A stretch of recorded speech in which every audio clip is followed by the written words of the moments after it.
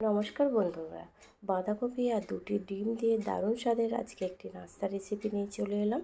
চলো দেখে নিই। এখানে আমি একটা বাঁধাকপিকে 4 ভাগ করে তার 1 ভাগ এখানে আমি সরু সরু করে বাঁধাকপিটাকে কেটে খুব ভালো করে প্রথমে ধুয়ে নিয়েছি।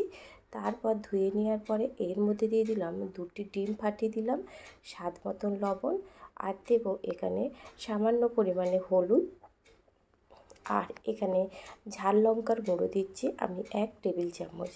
এই সব উপকরণ কটা দিয়ে বাঁধাকপিটাকে খুব ভালো করে হাত দিয়ে ডিম আর বাঁধাকপিটাকে মাখিয়ে নিতে হবে। এইভাবে মাখিয়ে নিলাম। এবারে একটা প্যান বসিয়ে তেল দিয়ে অল্প পরিমাণে 2 টেবিল চামচ তেল দিয়ে খুব ভালো করে গরম করে বাঁধাকপিটাকে এইভাবে চারদিকে চাপা দিয়ে 10 মিনিট রান্না করে দেব।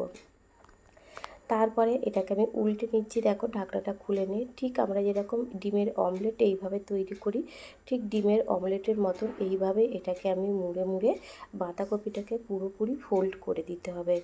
এইভাবে ফোল্ড করে দিয়ে খুব ভালো করে একটু ভেজে নিতে হবে। তারপর আবার একটা খুন্তি দিয়ে আমি এই মাঝখান থেকে ডিমের অমলেটটাকে 4 ভাগে ভাগ করে দিচ্ছি। আমি একটু বড় বড় পিস করছি, তোমরা চাইলে একটা ছোট পিসও তৈরি করে নিতে পারো। এইভাবে বাঁধাকপি আর ডিম দিয়ে একবার এই রেসিপিটা তৈরি করে দেখো, দারুণ খেতে লাগে বন্ধুরা। দেখো, পিসগুলো আমি তোমাকে দেখিয়ে দিচ্ছি, পুরো গোটা গোটা পিস কিন্তু রয়ে গেছে। এবারে এগুলো 2 মিনিটের মতন রেখে আবারও এটাকে আমি তুলে নেব। এইভাবে সবকটা বাঁধাকপি তুলে নিয়ে কড়ার মধ্যে 2 টেবিল চামচ তেল দিলাম আর হাফ চামচ গোটা জিরে দিয়ে এটাকে ফোড়ন দিয়ে খুব ভালো করে ভেজে নেব। তারপর এখানে একটা বড় সাইজের পেঁয়াজকে স্লাইস করে কেটে নিয়ে পেঁয়াজটাকে প্রথমে খুব ভালো করে 2 থেকে 3 মিনিট নাড়াচাড়া করে এটাকে ভেজে নিতে হবে।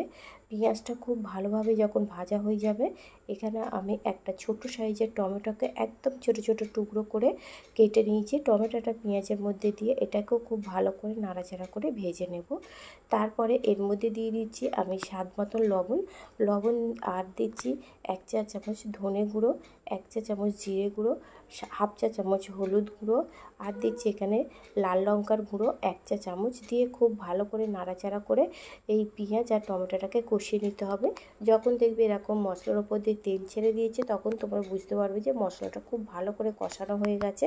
যখন মশলাটা কষানো হয়ে যাবে, তখন এই মশলার মধ্যে আমি জল দিয়ে দিচ্ছি, 1 গ্লাস জল দিচ্ছি। এখানে আমি গ্রেভিটা কম করব, তাই অল্প পরিমাণে জল দিয়েছি। গ্রেভিটা যখন ফুটে যাবে, তখন যে ডিম আর বাঁধাকপির অমলেটটা আমি এর মধ্যে দিয়ে দিলাম।